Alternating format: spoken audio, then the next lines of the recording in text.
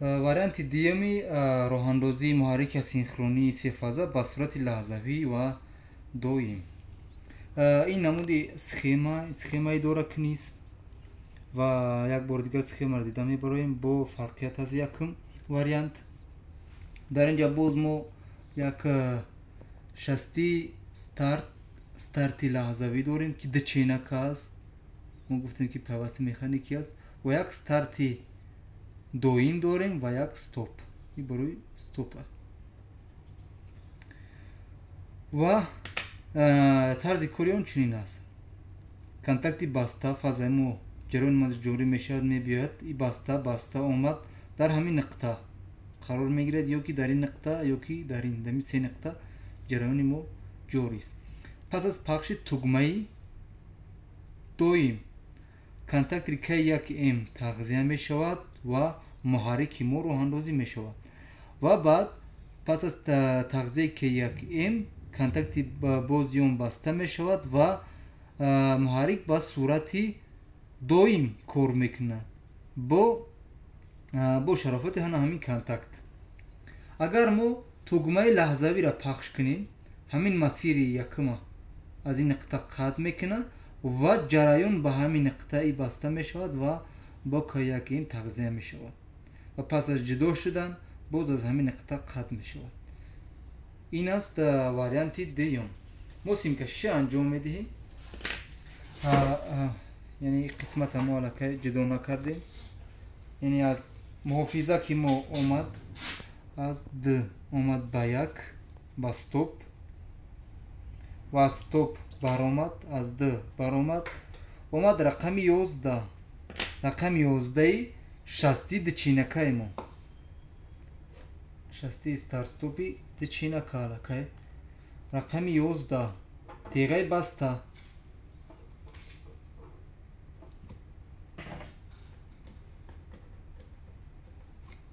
و مسیر جو باجو کنیم. این نقطه است مسیر یکمی ما، این مسیر دیم، مسیر سیم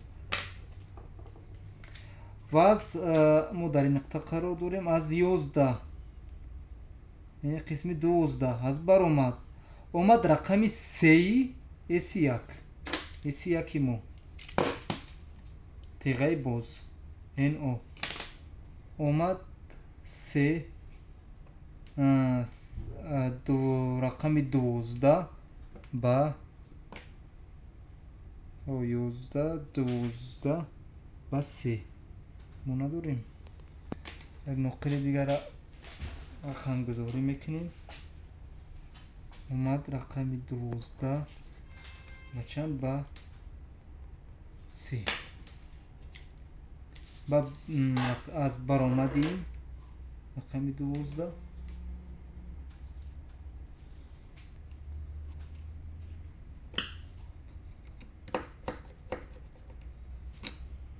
بعد در آمد رقم 3 شستی ستارتی دویم لحظوی دویم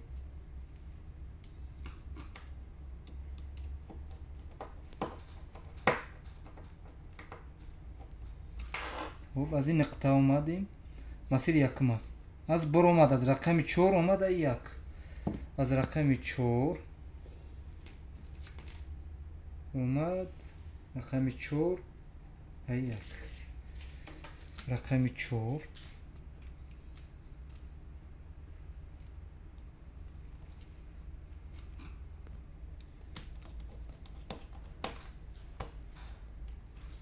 با یکی کنتاکتر.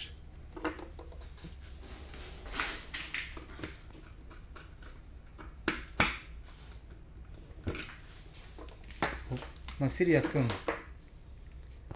یکم انجام شد. مسیر دیم از درآمد 3 لحظوی دویم از درآمد 3 با 13 یعنی از 3 با 13 بهترش نقلی درست‌تر استفاده کنیم. رقم 3 میشن با 13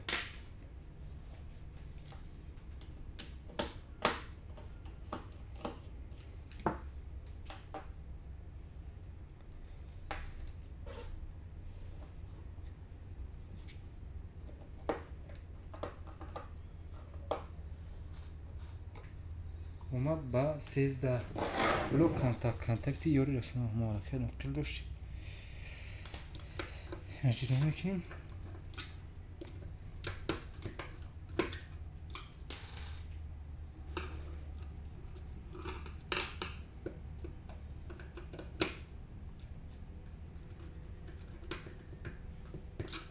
سیز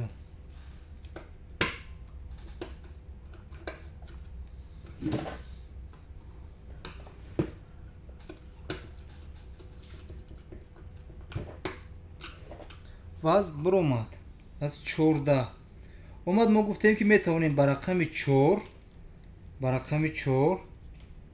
یا که با نقطه A1 با سبب اون که همین 14 نزدیک است با A1 ما اتصال میکنیم با A1 چون که نقل همین 4 رفته رقم نقل 4 اومده با A1 اتصال شده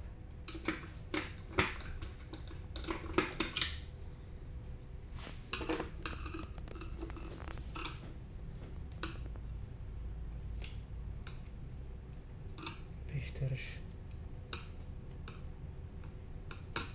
اینجوری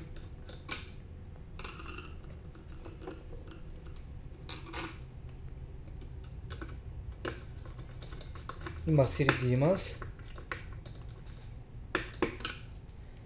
مسیر دیگه هم انجام شد مون مسیر سیم از این نقطه یعنی اگر بینیم ما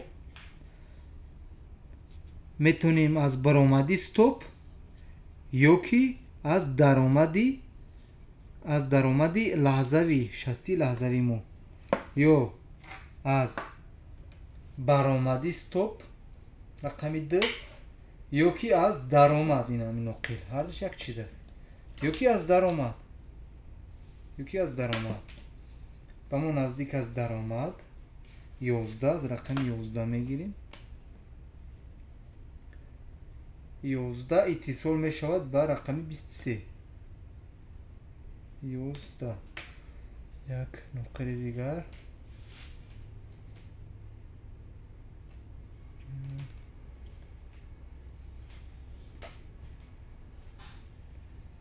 بله 11 با 23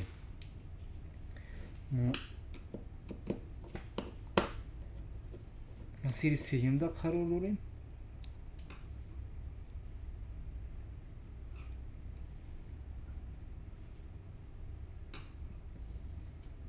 و این 60 لحظوی ماست با 23 دچینه که خیلی همین با درآمدی تیغه بازش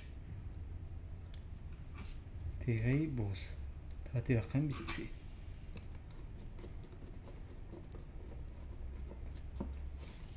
و از اینجا برآمد رقم 24 برآمد یا با 14 یعنی ما با این نقطه اتصال میکنیم یا که این نقطه اتصال است با A1 یا با A1 یا با 4 با همین سه نقطه کدومی که برای ما قولای تر است ما اتصالش میکنیم 24 بهترش ما با 4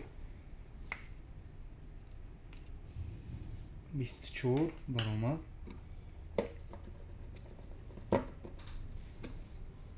با 4 با برآمدی 60 استارتی دویمی ما برآمد درآمدی برآمد رقم 4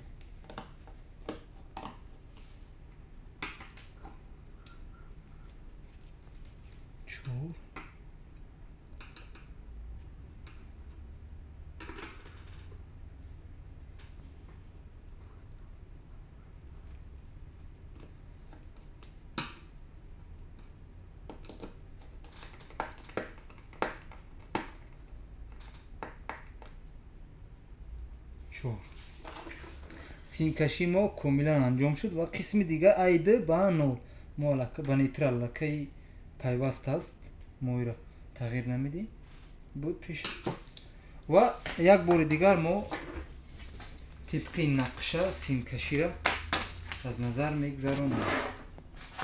Фаза омад аз муҳофизак ба стоп, ба стопи мо.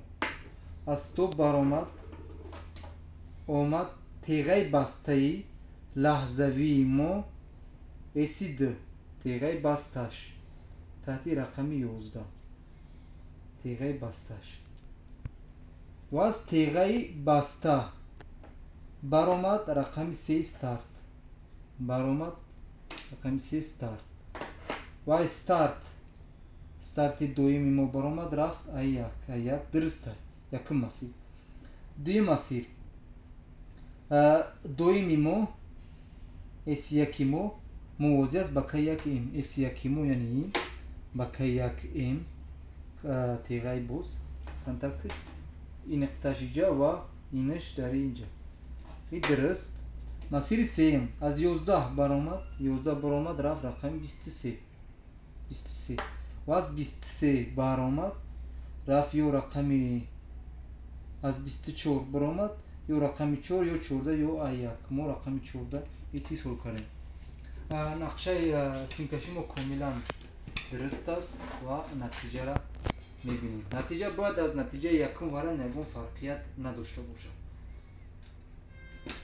қисми се фаза манба тағзия як фаза аст. дуюм васл қат лаҳзавӣ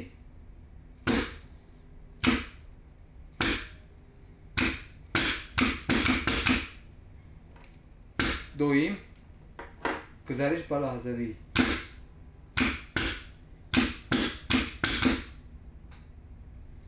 агар лаҳзаи мо пахш шудагӣ бошад мо қат таҷиқем қат мешавад.